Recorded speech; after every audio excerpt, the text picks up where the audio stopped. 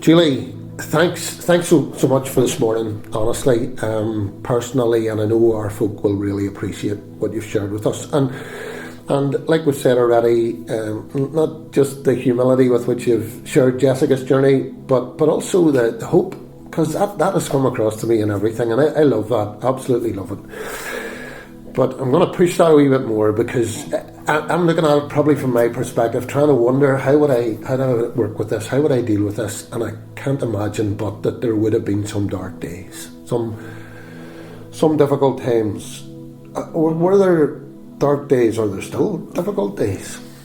Probably, yes. In many ways, yes. There have been dark days there, and one of the darkest days that I remember was about 3 days after Jessica was born. She was in the neonatal unit, and her heart had been a concern, and the cardiology team arrived from the Royal, and they did their tests, and she was away for quite some time, and the consultant, Brian Craig, took us into the room, and he said, look, I'm sorry to tell you this, but Jessica has a massive hole in her heart on the left side. Nothing to do with Apert syndrome. I was going to say that's nothing to do with Apert syndrome, no. This was just another thing. And he said she is going to need open heart surgery before she's 3 months old here. You guys are going to have to learn infant CPR before you take her out of here, because there's a very high chance of cardiac arrest. And I remember at that point saying, God, I know, like you've assured us that these plans are good and they're to prosper us and not to harm us, but did you really need to hit me with this, Mommy? This has nothing to do with this. We've it's beyond, thing altogether. but it was another thing. So anyhow, the weeks passed, and our own church, Ballyloughlin, really, as I've said to you before, previously, we were not Christians, we were not church attenders, but those people really loved us in those days. They showed me what the love of Jesus was, because it didn't matter that we weren't Christians, it didn't matter what our faith position was at that stage. They loved us, and those guys and many others prayed about this, because basically that was the only place we had to go with this one. And anyway, we got called for Jessica's pre-op assessment and took her up to Antrim, and she was taken away from us for quite some time, and Brian Craig opened the door and he says, Mum, Dad, come in, and this real stoic look on his face just wasn't. He said, take a seat. He said, I don't actually know how to tell you this, but the hole is gone. Her heart is, there's nothing to be done. It's healed. He said there's no medical explanation. He says, I can't explain this. I said, I can. The power of prayer. The power of prayer. And I think that was God, because we had been questioning God quite a bit. And we had, in all honesty, yes, we had. But I wouldn't say we were angry with God, but we were frustrated with God.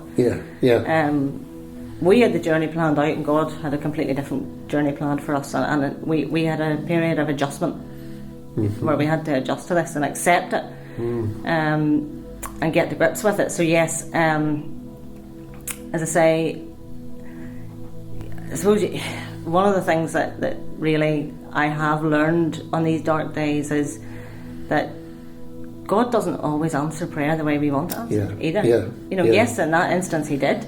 But many other times on the journey, no. God hasn't answered it, but His ways are perfect. His timing is perfect, and He sees the bigger picture.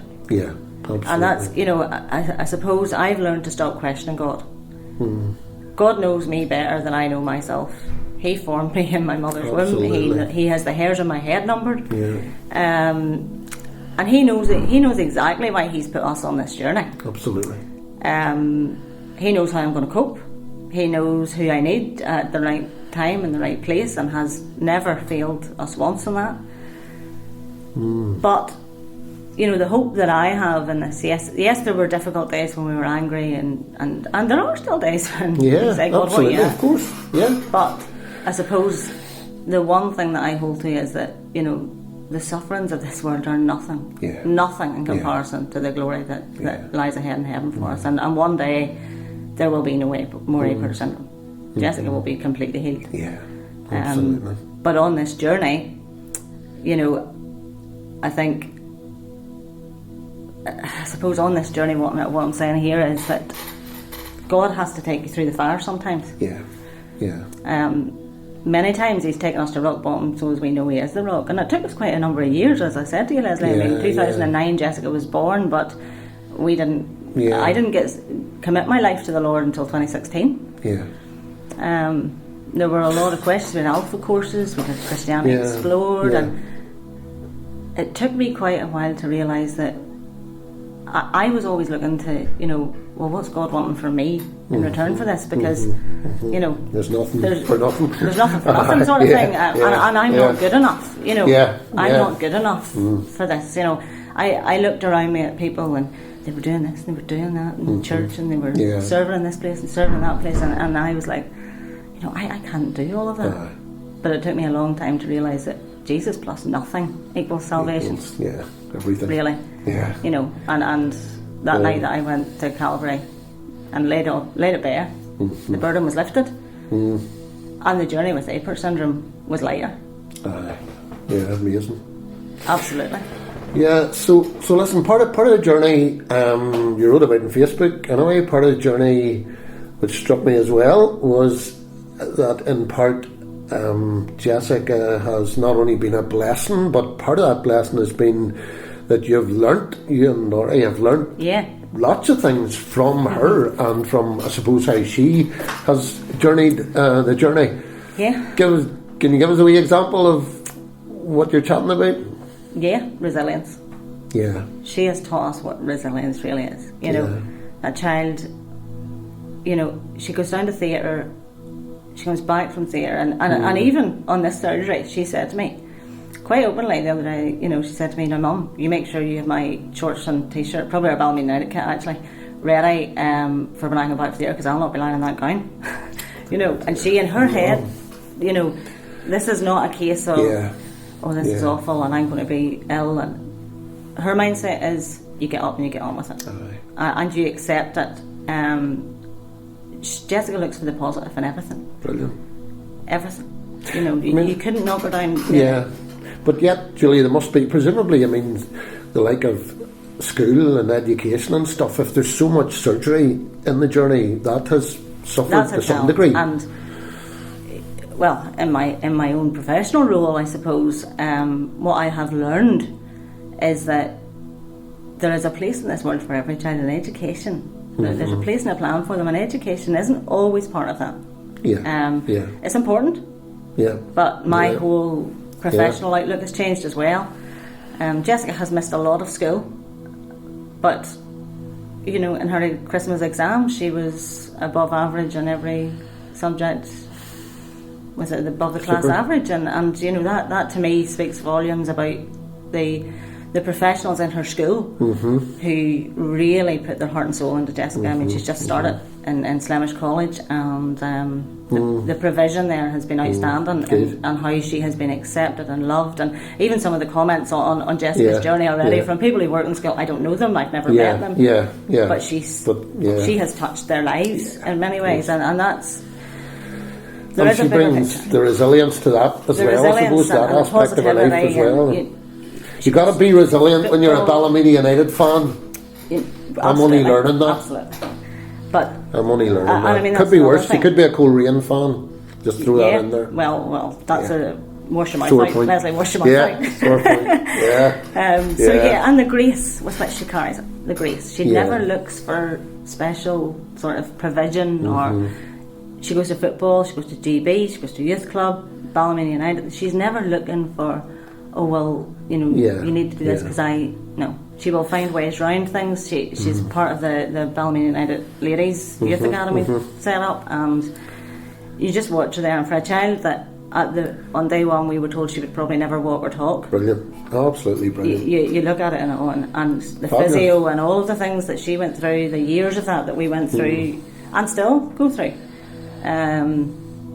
Just she puts her heart and soul into everything, and I think that's where you have to look at this and say, sometimes when we complain, Leslie, we're all... Oh, listen, 100%. We complain of the different things, and I just have to look at Jessica and go, why is that? 100%. On the Facebook post, you said, from day one, we vowed that Jessica's condition would not define her. Yeah. Was there a sense in which, Julie, you feared that it might? Yes, very much. And what was your thinking around that? What do you mean? Well, initially, in those initial weeks, we were being called to hospital appointments between Antrim Hospital, Royal Hospital, City Hospital. And every time we arrived at these appointments, somebody put their head out the door and said, "Got a few students in the room, do you mind?"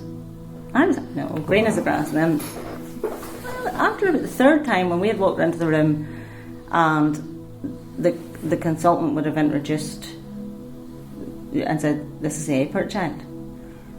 And the third time that happened, I remember it distinctly, I don't know where I got the strength from that day, I said, "Stop, excuse me, my child has a name, and she's called Jessica, and she has feelings." And good for you. And after that, I then, you start to sort of mull it over in your head, and I realised that actually a lot of these appointments were very unnecessary, Right. but they were a training exercise. quite a lot of the time, and certainly I had no issue with that, because I am very much somebody who wants to raise awareness of APERT syndrome and conditions like it, where in this in Northern Ireland it's a very rare thing, and the more medical people that have knowledge of it, the better. Of course, but you know, she's a child of God. She's a human like everyone else. She has feelings. She knows and understands her differences. So yeah, even from that, I didn't want him to say, "Oh, that's the wee girl with APERT syndrome." That's Jessica. She may have APERT syndrome, but look at her ability, not her disability. Yeah, and listen, folks, what a lesson for us. May God give us grace. To remember that if somebody is different from us, this is not the child with APERT syndrome. This is Jessica. Made, as Johnny prayed in worship, and as her mum has said already here, made in the beautiful image of God, fearfully and wonderfully. So what a lesson for us. What a lesson for us. Absolutely. So listen, I'm going to quote again from what you wrote. I hope you did write this now. It's not just somebody made it up on Facebook. So chatting about the Facebook post, it looked to me, and it read to me, Julie, like, here's somebody who has posted this post, Jessica's journey, essentially, I suppose, to raise awareness, like you've touched on already. Secondly, maybe to encourage people to pray, because it's a massive journey, life-changing surgery, to encourage people to pray. And thirdly, because in your words, the world we live in doesn't do different very well. And I suppose that just maybe, Jessica's journey might change that for even one person. Julie, how can I do better? I suppose, as I just said, Leslie, see people's abilities and not their disabilities. Yeah. The world would be a much better place if we all adopted that view, that we're looking at the abilities of people. They may not be as fast on the football field, they may not be as able in the academic world, but they have a place in this world, and they are here for a reason. God makes no mistakes. Yeah, absolutely. And I think we have to be mindful of that each and every person walking this earth with a disability of whatever severity, of whatever kind, are here for a reason. Yeah. So look for the ability of that person and not the disability. Next time you're in the supermarket and you see someone who may be different, please just don't stare at them. Yeah. Because I feel that as much as Jessica does. But instead, hello, how are you? Like you would do with any other person that you're walking by in the aisle, really. If you have children at school and there's maybe someone in their class who has a challenge or a difficulty, don't leave them out of the party invitations just because you're worried that, I don't know if I could cope. Because their mum or carer, whoever it may be, will know. Yeah. Well, that's okay, but if you don't mind, they can't eat this, or they can't do this, or keep a wee eye on them in the bouncy castle, or whatever it may be, rather than taking the easy option of everybody else getting the invite and that child not, because that is devastating for any family, that the invites have been given out and your child's been alienated because of that. And even if the mum says, look, no, at least they've been invited. Yeah, they're making that call rather than you. Or the play dates and the things that, young people do, or even, more so even the secondary school side of things. Yeah. Engage with those students in your class. Those if you're, in secondary school level and there's someone in your year group who is different, you see them in the playground on their own, go and talk to them. Yeah. Because you might learn from them. You might just learn something. Exactly. And just love like Jesus. Jesus didn't go out and in the world and mix with the high and mighty. Jesus was with the lepers, the sinners, the robbers. If you look in the Bible, Jesus didn't ignore those people. Yeah, and even how the gospel writers are at pains, Julie, to point out details like Jesus touching the leper, which nobody would have typically dreamt of doing, and just that Jesus was moved. Indeed. Moved by that need, but wasn't put off by it or anything, Yeah, and I think that's something that I suppose even myself has my view has changed, the way that I behave has changed, if you like, because I live it every day and I know what it feels like, and that's when you have empathy with something, it's much easier. It's easy for me to sit here and say, do this or do that, but the next time you sit around, you might not just feel like saying to some random stranger, but engage, make eye contact, a smile even. It can make all the difference to that person's day, because you don't know what's happened in that person's week, and just an encouraging smile or a simple hello. Absolutely. But don't stare. Yeah. Don't stare. Yeah. Listen, thank you so much. Could keep you all day, but you got to get back to Ballymena. And we really appreciate Julie sharing with us, folks. Let me just say again, in case you missed it earlier, opportunity to pray for Julie and Laurie and Jessica on this journey.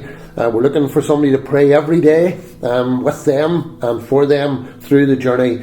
So if you're watching this on YouTube or on Facebook, contact our Facebook page and we'll make sure that you get a date and a day on which you are praying for Jessica, and we'll sort that out for you. If you can't do it through Facebook, contact me.